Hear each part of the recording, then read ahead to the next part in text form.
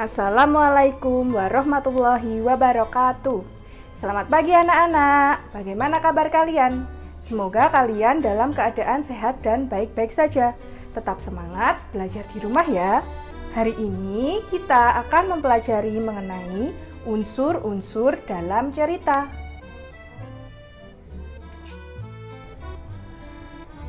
Sebelum menyimak video pembelajaran berikut, mari kita berdoa terlebih dahulu.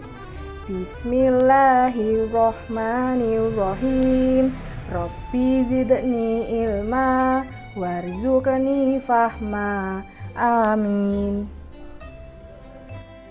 Unsur-unsur cerita.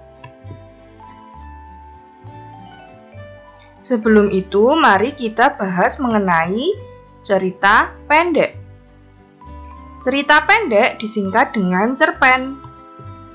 Cerpen merupakan salah satu karya sastra berbentuk prosa. Cerpen ada yang bersifat fiksi atau berasal dari imajinasi dan non-fiksi atau yang berasal dari cerita nyata.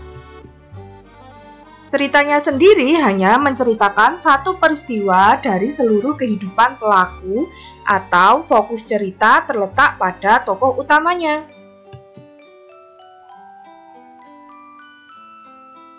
Selanjutnya, ada unsur yang membangun cerita. Yang pertama ada unsur intrinsik, yaitu unsur-unsur yang ada di dalam suatu cerita.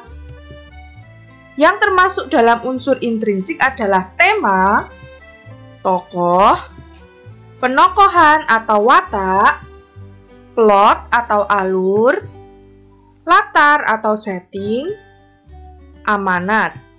Kemudian ada unsur ekstrinsik, yaitu unsur yang terdapat di luar cerita. Misalnya, gaya bahasa, latar belakang pengarang, agama, dan lain sebagainya. Pada video ini kita akan membahas unsur intrinsik.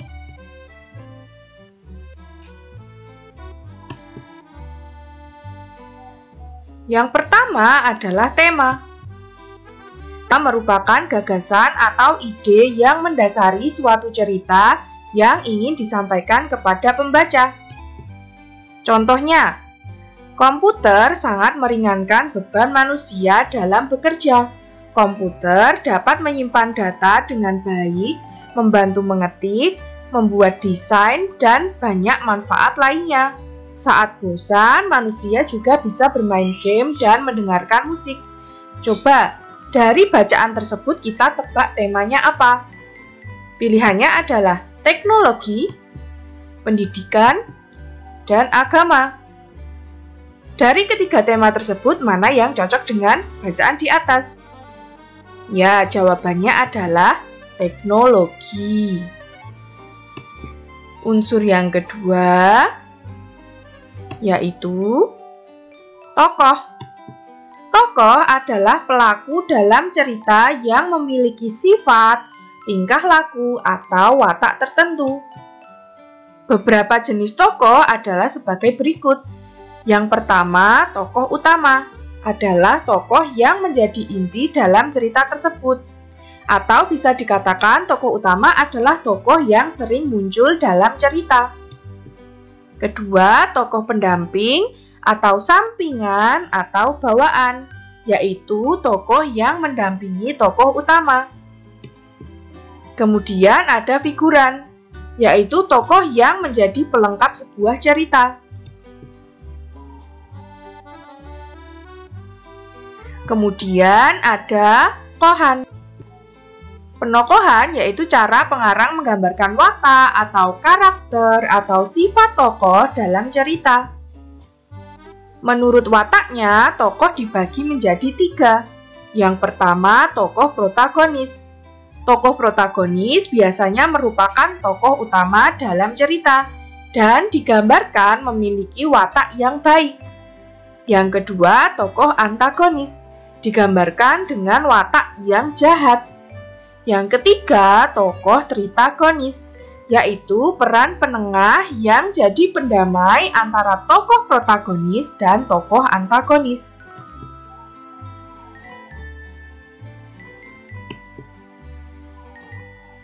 Kemudian, berikut ini beberapa cara yang biasa digunakan oleh pengarang dalam menggambarkan watak tokoh cerita. Yang pertama, secara langsung. Penggambaran secara langsung, pengarang mendeskripsikan watak tokoh secara langsung sehingga pembaca dapat mengetahui karakter dari tokoh cerita yang dibacanya. Kemudian, secara tidak langsung. Pengarang mendeskripsikan watak tokoh melalui beberapa cara, misalnya keadaan lingkungan, jalan pikiran, tindakan yang dilakukan, atau reaksi tokoh lain terhadap tokoh tertentu.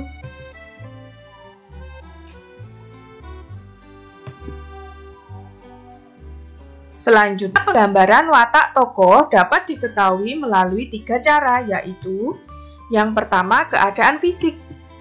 Keadaan fisik berkaitan dengan ciri-ciri tubuh pada tokoh, misalnya umur, jenis kelamin, ciri-ciri tubuh, suku bangsa, raut wajah, tinggi pendeknya tubuh, dan kurus atau gemuk. Kemudian ada keadaan psikis. Keadaan psikis berkaitan dengan keadaan atau kondisi kejiwaan tokoh, misalnya kegemaran, emosi, pandangan hidup, kecerdasan, dan kematangan berpikir. Hal itu dapat dilihat dari cara tokoh menyelesaikan masalah. Kemudian ada keadaan sosiologis. Keadaan sosiologis menunjuk pada latar belakang kedudukan tokoh dalam masyarakat dan hubungannya dengan tokoh-tokoh lain dalam cerita, misalnya jabatan, pekerjaan, dan keadaan sosial.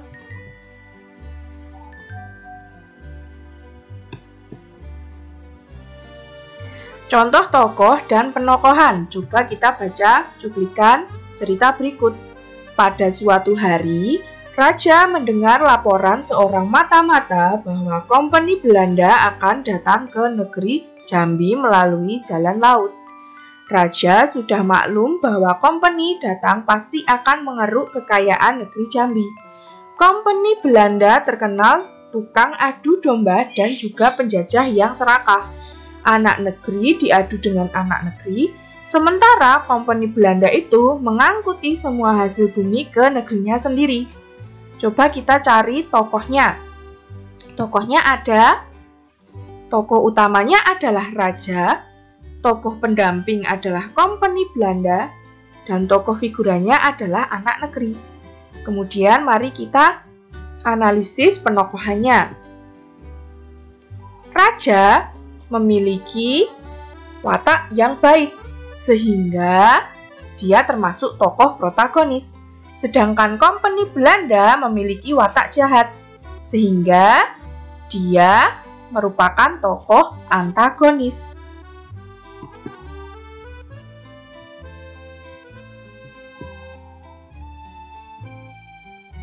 Kemudian ada plot atau alur. Plot atau alur merupakan urut-urutan cerita yang memiliki hubungan sebab akibat. Alur dibedakan menjadi 3, yaitu alur maju, jika peristiwa atau kejadiannya dalam cerita tersebut diceritakan secara urut dari awal sampai akhir. Kedua ada alur mundur atau flashback, jika peristiwa atau kejadian dalam cerita tersebut diceritakan dari akhir, kemudian kembali ke awal. Contohnya menceritakan tentang masa lalu atau kejadian lampau. Kemudian ada alur campuran, yaitu gabungan dari alur maju dan alur mundur. Contoh alur maju. Alur maju berarti ceritanya itu urut dari awal hingga akhir. Contohnya adalah sebagai berikut. Gadis kecil bernama Marsha yang tinggal dengan ibunya ingin pergi ke hutan untuk mencari jamur. Marsha mulai masuk ke dalam hutan. Tak lama kemudian, Marsha tersesat dan menemukan sebuah rumah kecil, yakni rumah seekor beruang. Marsha tak diperbolehkan oleh si beruang untuk pulang ke rumah dan harus terus-menerus melayaninya. Marsha berusaha memikirkan cara pulang. Dia membakar kacang polong dan berpura-pura meminta bantuan beruang untuk mengantar kacang polong ke ibunya. Dia memindahkan kacang polong dan masuk ke dalam keranjang dan si beruang membawanya ke desa. Akhirnya Marsha dapat bertemu ibunya kembali. Kemudian, contoh alur mundur. Ingat, tadi alur mundur itu menceritakan pengalaman atau kejadian yang telah lampau. Contohnya adalah sebagai berikut. Lia bercerita kepada Ani tentang pengalamannya di pasar. Aku mengejar seorang pencuri yang mencuri dompet Bu Laksmi di pasar tadi pagi. Untungnya aku berhasil menangkap si pencuri dan mengembalikan dompet Bu Laksmi. Aku dapat menolong Bu Laksmi dengan cepat karena aku berada di samping Bu Laksmi ketika dompetnya dicuri. Bu Laksmi juga berkata bahwa tadi si pencuri berada di belakang Bu Laksmi ketika ia berangkat ke pasar, kata Lia. Kemudian, contoh alur campuran.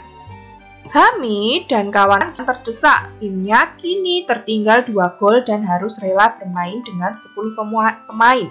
Itu menceritakan masa sekarang. Jadi itu alur maju. Kemudian di kalimat berikutnya. Sebelumnya Hamid dan kawan-kawan sudah unggul di babak pertama. Mereka melakukan serangan bertubi-tubi membuat mereka kehilangan stamina. Ada kata-kata sebelumnya, berarti itu alur mundur. Kemudian, pada pertandingan kedua, pelatih sudah tidak mampu melakukan pergantian tim. Akhirnya, pelatih meminta anak-anak untuk rileks dan bermain santai menjaga stamina. Akhirnya, Hamid dan kawan-kawan bisa mencetak gol di menit terakhir. Itu menceritakan kembali masa sekarang sehingga alurnya maju lagi. Jadi, alurnya dinamakan alur campuran. Kemudian, yang selanjutnya adalah latar atau setting. Latar atau setting merupakan segala keterangan mengenai waktu, tempat, dan suasana dalam cerita. Latar tempat menunjukkan tempat terjadinya cerita, misal di desa, di kota, atau daerah tertentu. Kemudian ada latar waktu menunjukkan waktu terjadinya cerita, misal pagi, siang, sore, atau malam. Kemudian ada latar suasana, menggambarkan suasana dalam cerita, misalnya menggembirakan, mencekam, menyedihkan, mengerikan, dan sebagainya. Unsur yang selanjutnya adalah amanat. Amanat merupakan pesan yang ingin disampaikan pengarang kepada pembaca atau pendengar. Pesan biasanya berisi sebuah nasihat atau perbuatan-perbuatan bijak. Sebagai contohnya, coba kita baca cuplikan cerita berikut ini. Rudi termenung di ruang makan. Kini ia mengerti kenapa ibu memerlukan bantuannya, karena hanya dia yang bisa dimintai tolong. Benar kata Eko. Kita sudah diberi kaki dan tangan oleh Tuhan. Harus kita gunakan untuk hal yang bermanfaat. Amanat dari cerita tersebut adalah kita harus mensyukuri apa yang Tuhan berikan dan kita gunakan untuk hal yang bermanfaat.